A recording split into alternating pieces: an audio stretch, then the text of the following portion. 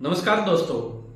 प्रधानमंत्री नरेंद्र मोदी ने 28 मई 2023 को भारत की नई संसद भवन का उद्घाटन किया और इसी दिन यानी 28 मई को स्वतंत्र वीर सावरकर मूवी का टीजर रिलीज हुआ। ये दोनों कार्य 28 मई को इसलिए किए गए क्योंकि 28 मई को सावरकर का जन्मदिन है। उनके जन्मदिवस के मौके पर ये दोनों कार्य किए गए। इस वीडियो में हम बात करेंगे स्वतंत्र वीर सावरकर मूवी के टीजर की। रणदीप हुड्डा ने इस फिल्म को बनाया है और खुद उन्होंने सावरकर की भूमिका निभाई है। इस फिल्म के टीजर में बोला गया है कि गांधी जी बुरे नहीं थे, लेकिन वे अपनी अहिंसावादी सोच पर अड़े नहीं रहते तो भारत 35 साल पहले आजाद हो जाता।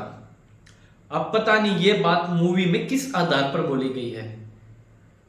यानी भारत 35 साल पहले आजाद हो जाता, इसका मतलब ये हुआ कि भारत 1912 में आजाद हो जाता। अब किस आधार पर या किस सच पर यह बात बोली गई है, अब यहां दो बातें सामने आती है। पहली, 1912 में गांधी जी साउथ अफ्रीका में थे।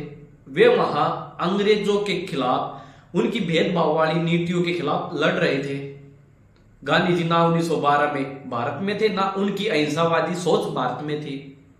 दूसरी बात, सावरकर 1912 में अंडमान जेल में काला पानी की सजा काट रहे थे। वे वहां 1911 से थे, तो भारत को आजादी 1912 में कैसे मिलती।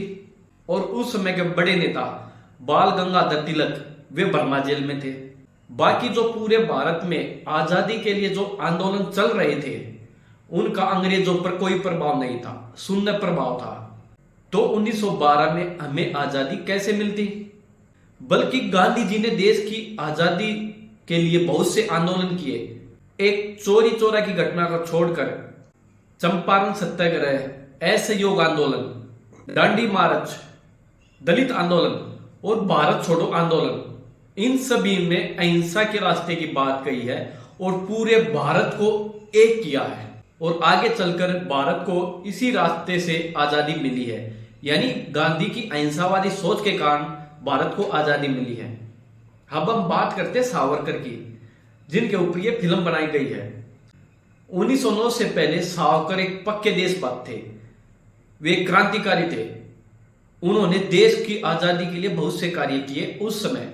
और एक सबसे बड़ी बात, उन्होंने 1857 की जो क्रांति हुई थी, उनके ऊपर सावरकर ने एक बहुत प्रसिद्ध किताब लिखी, जिसका नाम है भारत का प्रथम स्वतंत्रता संग्राम। भारत के नौजवानों, क्रांतिकारियों, स्वतंत्रता सेनानियों को बहुत प्रेरणा मिली। इस फिल्म के टीजर में आगे दिखाया गया है कि सावरकर एक महान स्वतंत्रता सेनानी थे। वे ऐसे क्रांतिकारी थे जिनसे प्रेरणा सुभाष चंद्र बोस, भगत सिंह और खुदीराम बोस ने ली।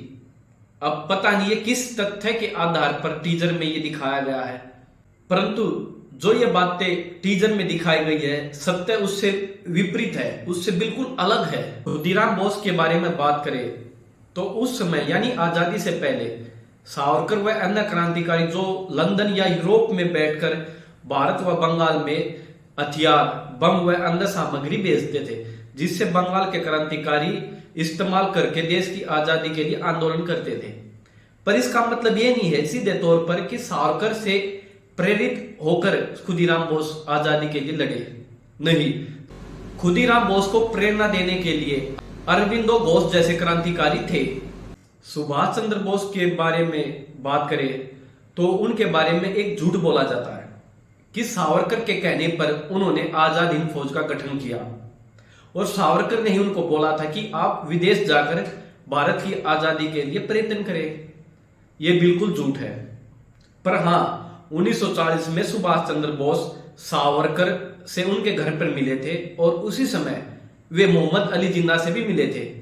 सुभाष चंद्र बोस ने अपनी एक किताब में लिखा भी है कि मैं सावरकर और मोहम्मद अली जिन्ना दोनों से मिला और मैंने उनको बोला, आप आजादी की लड़ाई से दूर मत रहो, आप अंग्रेजों के खिलाफ बोलो और भारत के स्वतंत्रता संग्राम में भाग लो। आपको देश की आजादी के लिए प्रयत्न करने चाहिए। हिंदू राष्ट्र और मुस्लिम राष्ट्र की बात मत करो। देश की आजादी के लिए हिंदू मुस्लिम एकता की बात करो। हिंदू मुस्लिम एकता के आधार पर ही भारत को आजादी मिल सकती है।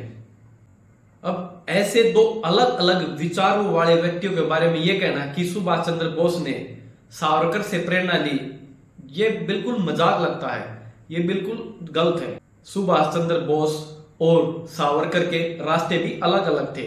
सुभाष चंद्र बोस ने जहां आजाद हिंद फौज बनाई, देश को आजादी दिलाने के लिए, अंग्रेजों के खिलाफ लड़ने के लिए अपनी खुद की फौज बनाई, वहीं दूसरी तरफ सावरकर ने अंग्रेजों की फौज में भारत के नौजवानों को भर्ती कराया।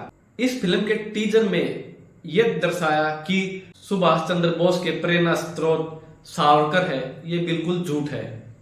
और एक सबसे बड़ी बात, सुभाष चंद्र बोस ने जो आजाद हिंद फौज बनाई थी उसमें Mahatma Gandhi battalion, Nehru battalion, Maulana Azad battalion, Lakshmibai battalion, Subhash Chandra Bose battalion, और इस आजाद हिंद फौज में कहीं भी सावरकर बटालियन का नाम नहीं था।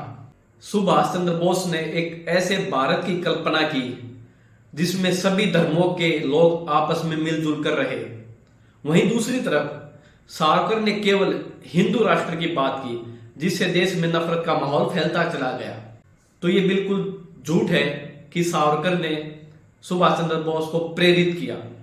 जहां तक भगत सिंह की बात है, भगत सिंह और सावरकर के विचार, दोनों के विचार पूर्ण रूप से विरोधाभासी से। जहां सावरकर ने 1924 में लिखा और हिंदू राष्ट्र की बात की, इसके विपरीत भगत सिंह ने 1927 में लिखना शुरू किया और हिंदू मुस्लिम एकता की बात की। भगत सिंह ने अपने आखिरी दिनों में एक लेख लिखा, सांप्रदायिक दंगे और उनका इलाज, और जिसने भी सांप्रदायिकता के विरोध में कार्य किया, भगत सिंह ने उनकी तारीफ की। वहीं दूसरी तरफ सावरकर ने केवल हिंदू राष्ट्र की बात की। ये सावरकर और भगत सिंह में सबसे बड़ा अंतर है। भगत सिंह ने जेल में रहते हुए 400 पन्नों की एक डायरी लिखी।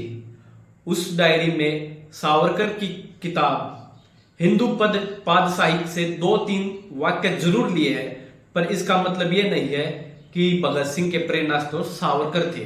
भगत सिंह ने प्रेरणा मार्क्सवाद, लेनिनवाद और उन चिंतकों से ली जिन्होंने क्रांति के द्वारा देश को आजादी दिलाई। बाद में भगत सिंह ने खुद बोला कि हिंसा करने से हमें कभी आजादी नहीं मिलेगी, हमें अहिंसा के रास्ते पर चलकर देश को आजाद कराना है। भगत सिंह ने जेल से अपने पिताजी और अपने दोस्तों को पत्र लिखा कि हमें अहिंसा के रास्ते पर चलते हुए गांधी जी का साथ देना है और भारत को आजाद करवाना है। हमें आजादी अहिंसा के रास्ते से ही मिलेगी, ना कि हिंसा के रास्ते से। इस बात से यह साबित होता है कि भगत सिंह और सावरकर के रास्ते बिल्कुल अलग थे। जहां सावरकर एक तरफ हिंदू राष्ट्र की बात करते थे, वहीं भगत सिंह भारतीय राष्ट्र की बात करते थे, जिसमें सभी धर्मों के लोग आपस में मिलकर रहे। सावरकर जेल से आने के बाद अंग्रेजों के खिलाफ कभी नहीं बोले। वहीं दूसरी तरफ भगत सिंह ने कभी भी अंग्रेजों से ना माफी मांगी और ना कभी यह कहा कि आप मुझे जेल से निकालो, बल्कि उन्होंने अंग्रेजों से यह कहा कि मुझे फांसी पर लटकाओ या मुझे गोली मार दो, मैं हमेशा अपनी देश की आजादी के लिए लड़ता रहूंगा। तो यह कहना बिल्कुल गलत है कि भगत सिंह ने सावरकर से प्रेरणा ली। आजकल भारतीय सिनेमा में बिना किसी आधार के, बिना सच जाने और बिना तथ्यों के फिल्मों का निर्माण कर दिया जाता है।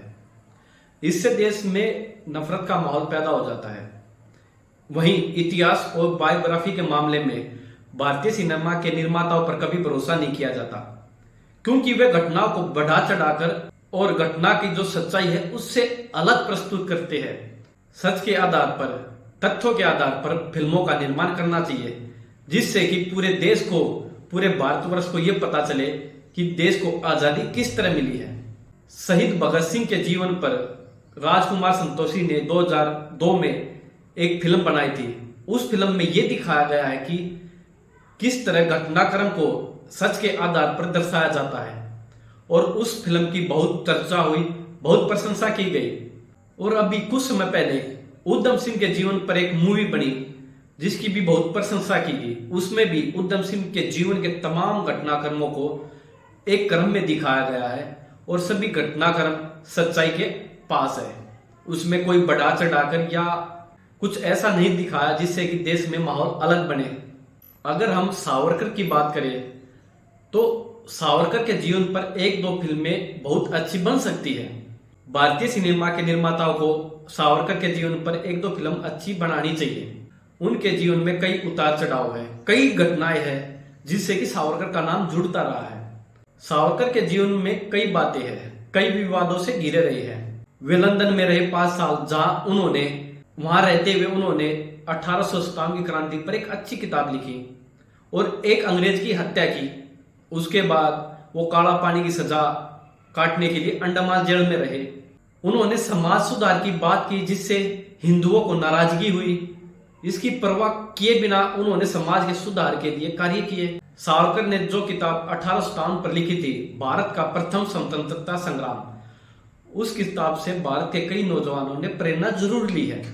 ये सब घटनाक्रम को देखते हुए सावरकर के जीवन पर एक दो फिल्में बहुत अच्छी बन सकती है। उम्मीद करता हूं आपको ये वीडियो अच्छी लगेगी। इस वीडियो को शेयर करना और लाइक करना, और मेरे चैनल पर नए हो तो मेरे चैनल को सब्सक्राइब भी करना। देखने के लिए धन्यवाद।